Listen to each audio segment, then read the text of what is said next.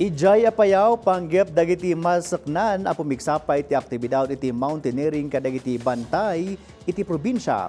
Ponterya may lukat kadagiti turista ti Mount Sikapu iti kalanasan ken ti Mount Kilang an awagan kas Blazing Mountain of the Gods. Dayta kanda dumapay damag iti Cordillera isang bay ni Angel Kim Pengosro.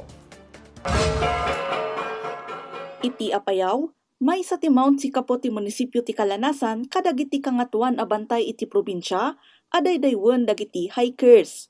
Iti datos ti Municipal Tourism Culture and the Arts Office. Agarup upat tagasut a hikers ti nai-record idi napalabas atawen. Nangat nga to no idilig idi 2024. Bayat nga agtaltalin na ti Mount Sikapo akang runaan a hiking site ti munisipyo at adalan mo ti opisina ti posible apa nakailukat ti sabalipay a bantay ti Mount Kilang, ana awagan kas Blazing Mountain of the Gods. Manamnama a ma-assess ti Mount Kilang para iti posible apa nakailukat daytoy para kadagiti hikers ken mountaineers ita atawan. Iti Kalinga, nang ipaay ti Office of the Provincial Disaster Risk Reduction and Management Office iti humanitarian assistance kadagiti biktima ti paputok a napasamak iti Bulanaw, Tabuk City iti December 2025. Karaman kadagiti na ipaayan iti tulong dagiti natamaan iti quitis a nagresulta iti uram a nakaigapwan ti panakadadael dagiti stalls.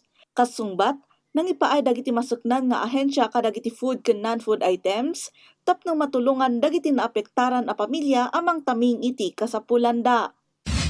Kabayatan na, indawluan ti Mataguan Bodong Consultative Council ti Sipat, wenno peace negotiations iti nagbaetan ti tribo ti Ginaang ken Balatok ti Pasil para iti permanente a solusyon iti makatawon a panagsusupyat ken panakaisubli ti natal na a relasyon iti nagbaetan dagiti dua a partido.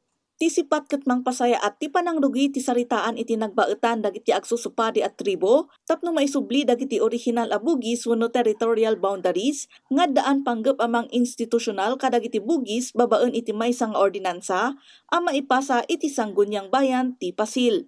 Solusyon daytoy iti nabayagan a boundary dispute iti nagbaetan ti Ginaang ken Balatok. Angel Kim Pengosro para iti Pambansang TV iti Baro a Pilipinas.